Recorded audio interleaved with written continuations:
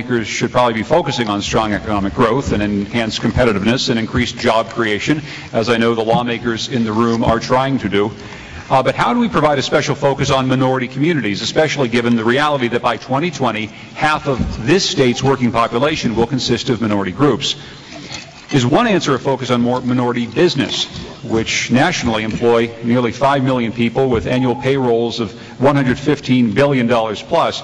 Now, these businesses often find it hard to get access to capital, and as we've said in the previous panel, educational advancement is the key to a better paying job, and sometimes that educational opportunity is not there. So to tackle this issue, our next set of action steps are coming from State Representative Gary Holder-Winfield, Adrian Cochran, President of the Urban League of Greater Hartford, State Senator Eric Coleman, Frank Alvarado, who's the Director of the New Haven Spanish Merchants Association, Teresa Younger from the Permanent Commission on the Status of Women, Samuel Hamilton, who is Executive Director of the Hartford Economic Development Corporation, and we have more folks from the Congressional Youth Cabinet, Leon Chandler and Calvin Brown. I'd like to welcome you all. Please.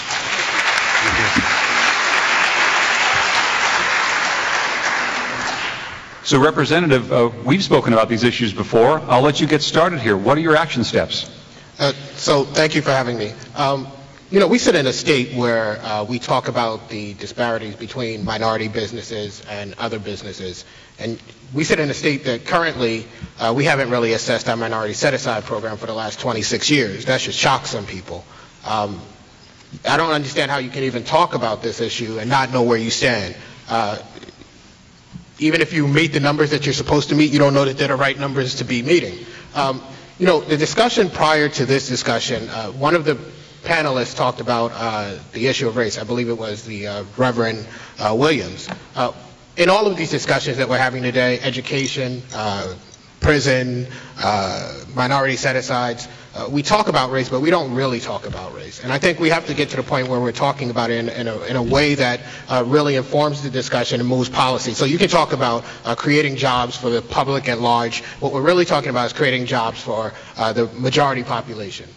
We're talking about when unemployment gets down for the majority population to the point where we're talking about 6% or somewhere in that range, and we feel better, but we know we're still at 10, 12, 15, and in some communities 30%. I think that we need to start having conversations about creating jobs, creating opportunities, and doing it from a non-majority perspective. I think we need to have those conversations because if we can deal with the issues of the non-majority population, we're going to capture that majority population, but we're actually going to talk about the people who are becoming more of our state. As you said, several years ago, I believe it was 5, 6 years ago, there were 2 reports that came out that talked about by the year 2020, 2021, half the population of our workforce that was 25 to 29 would be non-majority. What are we going to do with those people? We only have 7 or 8 years left. You can't even fix that problem right now. And yet no one's hair is on fire across the street in the state capitol. Nobody's. You know, we try to bring these education bills, and I'm not talking about the education bills we do all the time that fix buildings and stuff. I'm talking about education bills that really get to the heart of the problem. Representative Rojas talked about the issue of governance councils. These governance councils that we were talking about were different than the Hartford model. The Hartford model says you have good schools, you get governance councils. We said, well, these bring parents into a relationship they haven't been in and give them some power. Maybe they would like to be in that relationship. Maybe that's why they're not in the building. Let's give them to the schools that aren't succeeding. And the pushback we got was unbelievable. And so we talk about holding our legislators accountable. I agree with that. But we also need to support those legislators because when they go in there and they fight, they need to know that they can fight that fight and come out okay. And they don't know that. And so it becomes that much more difficult because the fight that you have is a very difficult fight. There are forces that don't want things to change, don't even want to have discussions. This year and I don't believe that last in, first out is necessarily the answer to anything, but this year we talked about last in, first out, and it ended, I think, the second day of the session, because we weren't going to have that discussion. We talked about education funding. We had to go around the education committee to get that discussion going.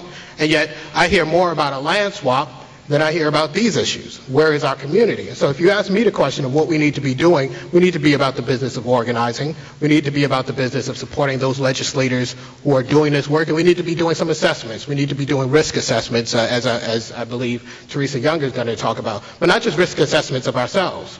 Risk assessments for those legislators and finding out how to take away the risk for talking about our issues and talking about race in a real way. Representative, thank you. Very much. Adrian Cochran from the Urban League of Greater Hartford.